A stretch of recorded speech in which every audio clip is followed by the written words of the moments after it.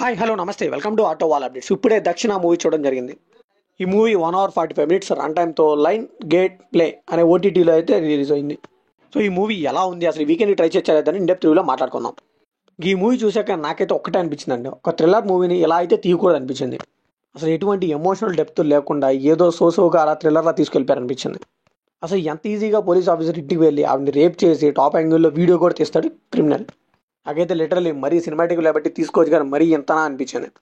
ఈ మూవీలో ఏదన్నా చెప్పుకోదగ్గది ఉందంటే సెకండ్ హాఫ్లో వచ్చి ఒక 10 minutes ఫ్లాష్ బ్యాక్ అండి, అది ఒక్కటే బాగుంటుంది. ఈ మూవీని ఫ్యామిలీతో చూడొచ్చా అంటే స్ట్రిక్ట్లీ నో అని చెప్పాలి. చాలా అడల్ట్ కంటెంట్ ఉంది, అలానే వల్గర్ వర్డ్స్ ఉన్నాయి, అవన్నీ కూడా చూడలేం మనం. ఈ మూవీ బేసిక్ స్టోరీలో వచ్చేసి మనం అన్ని సినిమాల్లో చూసేదంటే ఒక సైకో కిల్లర్ ఉంటాడు, అమ్మాయిని చంపుతూ ఉంటాడు. కాకపోతే ఈ మూవీలో కొత్త పాయింట్ ఏంటంటే ఆ సైకో కిల్లర్ వల్ల పోలీసుకు కూడా ఏం జరిగింది అన్నది యాడ్ చేశారు అంతే.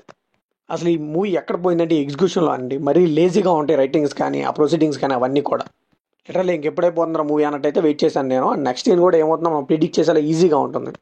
సో ఇన్ని క్రైమ్స్ జరుగుతుంటే అసలు సీసీటీవీ ఫుటేజ్లు ఎందుకు రావు, అవి ఎందుకు పనిచేయవు, ఇదంతా కూడా ఏం లాజిక్స్ అయితే పెట్టలేదు వీళ్ళు.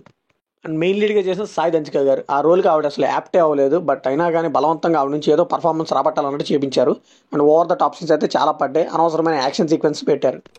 సో సైకో అసలు అమ్మాయిలు ఎందుకు చంపుతున్నాడు, ఆ మోటోని కనుక్కోవడానికి వీళ్ళకి ఇన్వెస్టిగేషన్ చేస్తారు. అట్లీస్ట్ అదన్నా థ్రిల్లింగ్గా ఉంటే బాగుండేది, అది కూడా ఏమాత్రం ఇంట్రెస్టింగ్ అనిపించదు.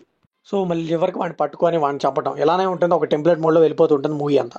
సో ఫైనల్గా ఈ మూవీకి మన ఇచ్చే బడ్జెట్ ఏంటంటే సెకండ్ హాఫ్లో వచ్చి ఆ ఫ్లాష్ బ్యాక్ పోర్షన్ 10 నిమిషాలు, అది బాగుందండి. సినిమాటోగ్రఫీ కొన్ని ఫ్రేమ్స్ అయితే బాగానే అనిపించాయి. లిటరల్లీ ఈ మూవీని ఎవరైతే థియేటర్లో చూస్తారో వాళ్ళైతే సవాళ్ళు లెక్కిస్తే కన్ఫామ్గా. నేనైతే చాలా వరకు ఓటీటీకి ఎక్కువ అనుకుంటున్నా, ఈ ఓటీటీ నేమ్ కూడా ఇప్పుడే ఉంటున్నాను నేను, ఇందులో అయితే దొరికింది ఈ మూవీ.